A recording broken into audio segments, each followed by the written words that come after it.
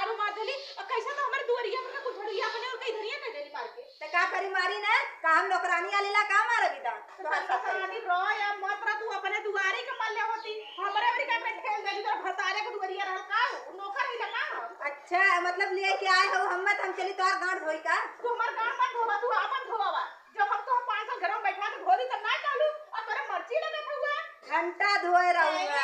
हां हे दीदी हमरा साड़ी ना पहना वाला हे दीदी हमरा खाना ना बना वाला हे दीदी हमरा हाथ पिराता हम रोटी ना बेल पाई हम चूल्ही पर ना बना पाई तो दीदी सब लोग रानी रानी बहनी है से बाबू है से सोना है से करे का झगड़ा करत हु रे नहीं तो हमेशा अम्मा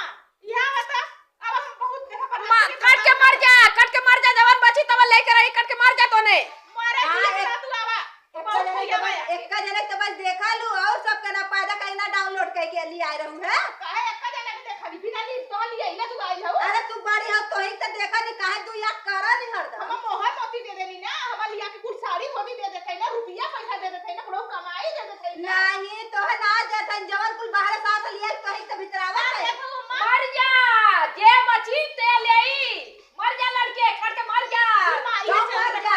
ई मर जा इनके देखला तो हमारा खिया फूट जाता भगवान करे फूट जा तोरा तो रखिया फूटे ना हमार चश्मा लगा ले और करना एके देखल करते तोहार रखिया खुलल मोतिया भीन के तोहार रखी चश्मा लगा ली तो आंधर लगी बोले का टाइम शुरू होएगा सवेर में अच्छा अम्मा तू बताओ पहले देखा झाड़ू तोरे सामने हुआ था ए रे देख ला हां कैसा ही अच्छा ई बताओ देखा उ दुआरी बटोल के और जब यहां पर टोटता पली ता हमरे दुआरिया के खेल देली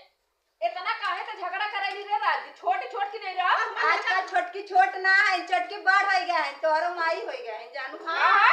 कहते छोटकी छोट ना रह गई तोहरो माई हो गई मतलब तोहार सास है नो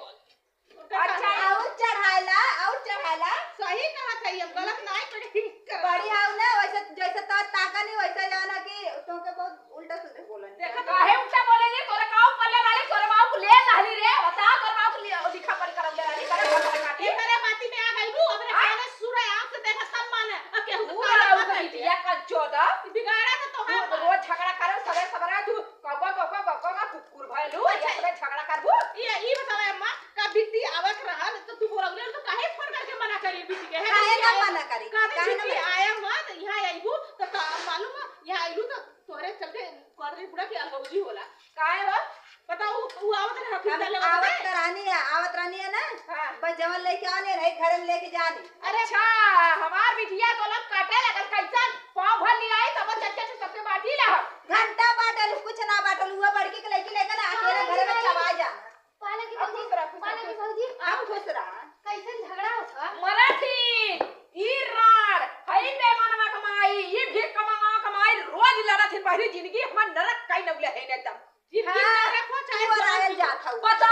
बताई कहां जाए तोरे भाई बाबा के ढींगना में जाई हवा रोक लेबू तोहरे ढींगना में चल जाए इनके ढींगना में चल जाए हम के मत तो सवत ही रे जब सवत रहे तो काकर देवरा का बियाह करी इससे पहले देवरा तई ने रख ले रही है काकर बियाह करी अम्मा देख ला अम्मा हाथ से ऊपर जात है अनाई कदा हाथ पार मत कर नहीं तो टंगरी छटका दे भी सोच लगे एक बार सोचा कि हम देवरानी रहते एक काम कर तोरो हमरा छटका चार भी आई गेले सुन के एक काम कर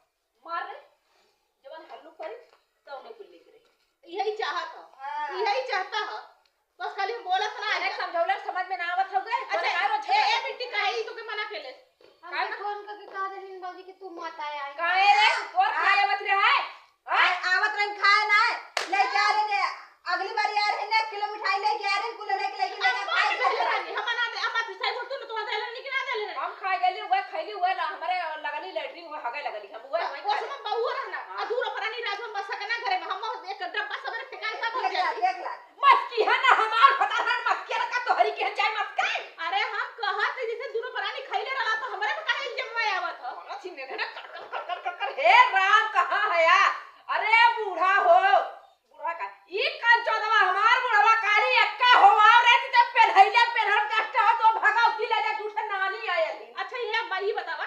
अब बउआ के मन से खाली पैदा भला तोहरो तो कुछ मनवा रहल होई तो हम का पैदा खैले होई तय रहल होती ई ना रहल हो हां का करे बियाह कर दू एक दूना रख दे दियो तू ना आज सब पानी तब ना कहलू माई जा जाए खरियो बना के रखे खाए ला माई बाहर बाप राशन देल हमन अलगू राशन देलन ऊ का बतियाई रे जौने का को त ना बिजाई करे करे ई रे बाकी में खेल का कोतला फूट जाइए भैया